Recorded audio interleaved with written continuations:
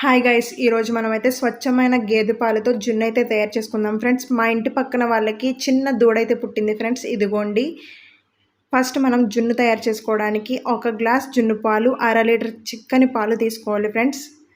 తర్వాత 1/2 కేజీ బెల్లం తీసుకొని ఆ పాలల్లో వేసి, నెక్స్ట్ 1 స్పూన్ యాలకుల పొడి, 1 స్పూన్ మిరియాల పొడి వేసుకొని బాగా మిక్స్ చేయాలి ఫ్రెండ్స్. ఆ బెల్లం చిన్న చిన్న ముక్కలు అస్సలు లేకుండా బాగా మిక్స్ చేసుకోవాలి. చేసిన తర్వాత మనం ఈ మిక్స్ చేసిన పాత్ర కంటే ఇంకొంచెం పెద్ద బాండి తీసుకొని ఫస్ట్ వేసి 2 గ్లాసెస్ వాటర్ అందులో వేసుకొని, తర్వాత మనం కలిపిన మిశ్రమాన్ని తీసుకొని ఆ పెద్ద బాండిలో పెట్టి మూత పెట్టుకొని ఆవిరి బయటకు పోకుండా ఉడికించుకోవాలి ఫ్రెండ్స్. తర్వాత మనం ఒక నైఫ్ని ఈ జున్నులో పెడితే నైఫ్కి ఏమీ అంటుకోకుండా ఉండాలి ఫ్రెండ్స్. అప్పుడు మన జున్ను తయారైపోతుంది. వీడియో నచ్చినట్లయితే